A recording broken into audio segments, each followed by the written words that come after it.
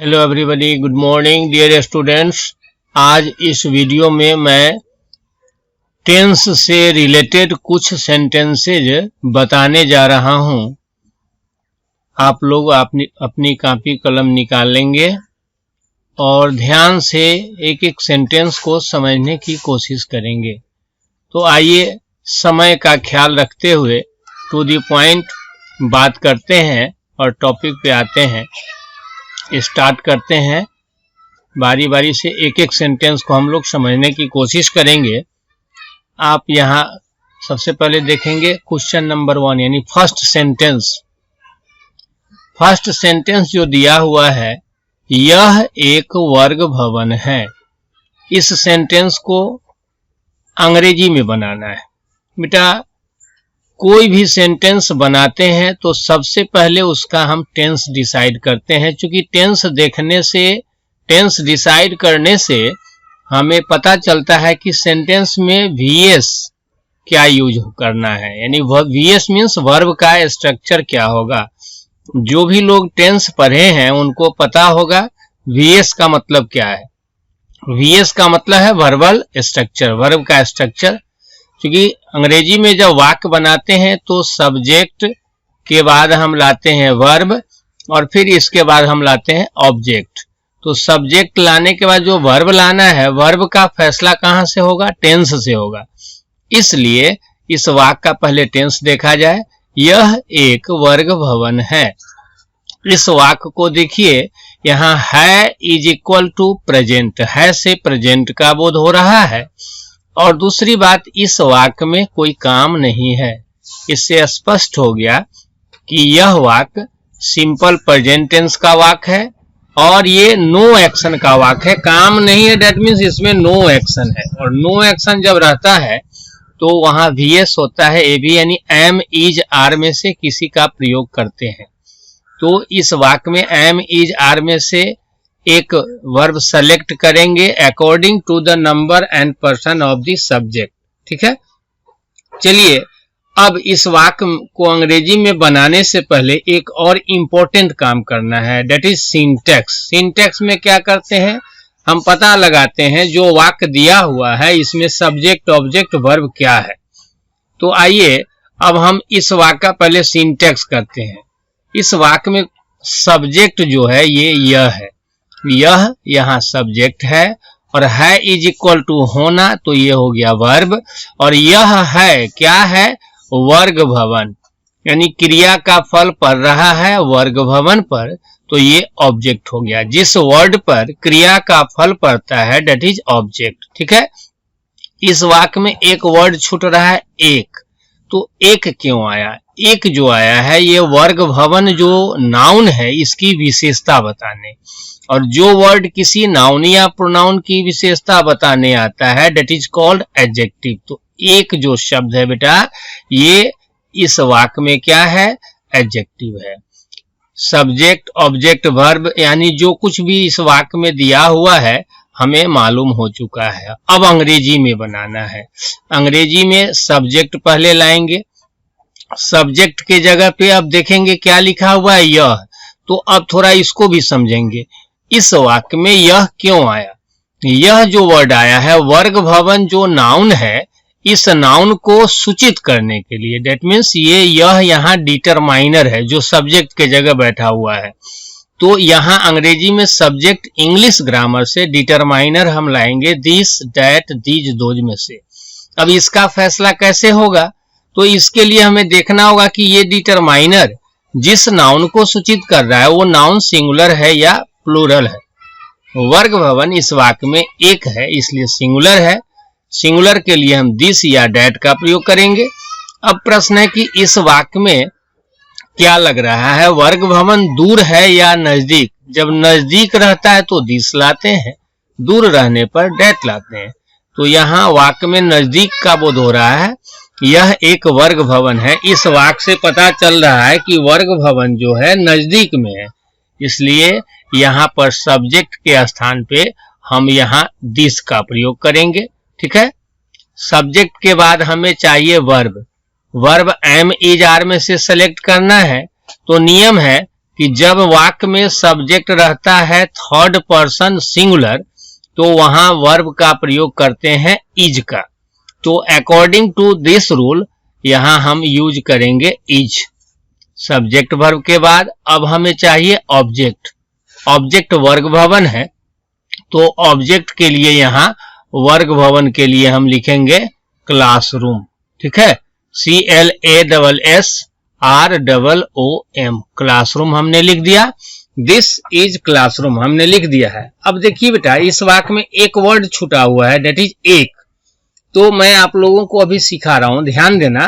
कोई भी वाक्य बनाएंगे उसमें अगर एक दिया हुआ है, किसी नाउन के बारे में बताने आया है, तो उस पर ज्यादा दिमाग नहीं लगाएंगे। क्यों?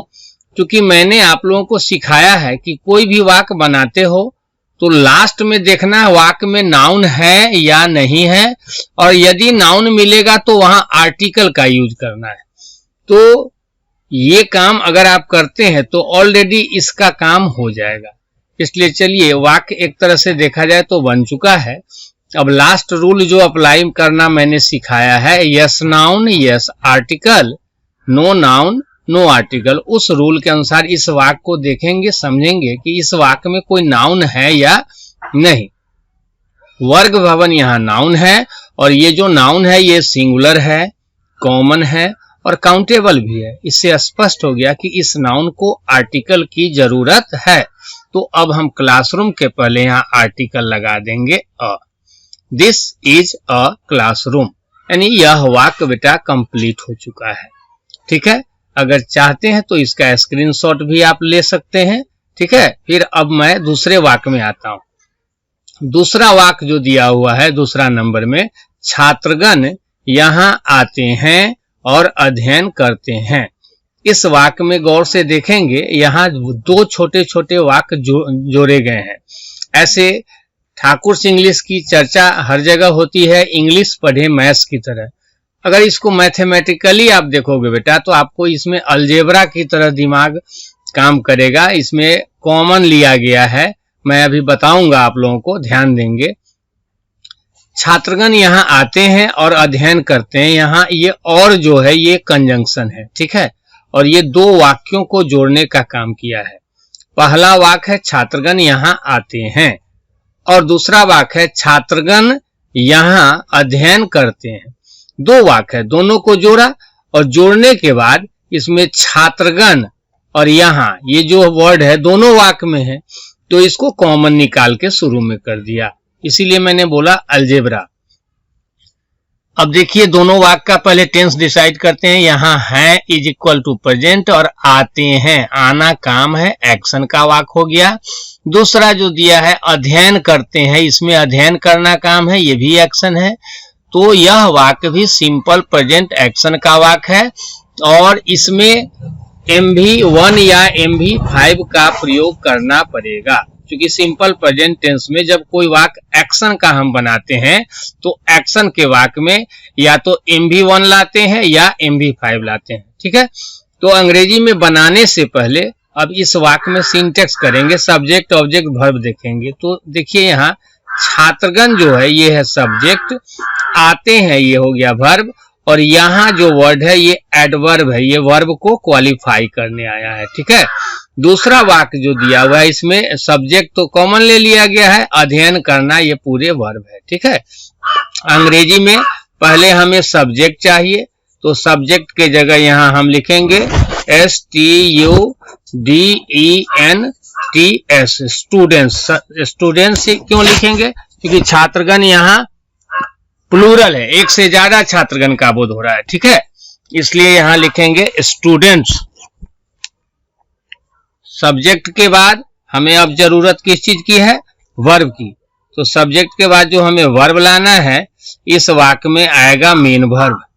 अब देखना है कि मेन वर्ब यहाँ MV1 आएगा या 5। तो छात्रगण जो सब्जेक्ट है इसका नंबर पर्सन है थर्ड पर्सन प्लूरल, तो थर्ड पर्सन प्लूरल के अनुसार MV1 ही आएगा।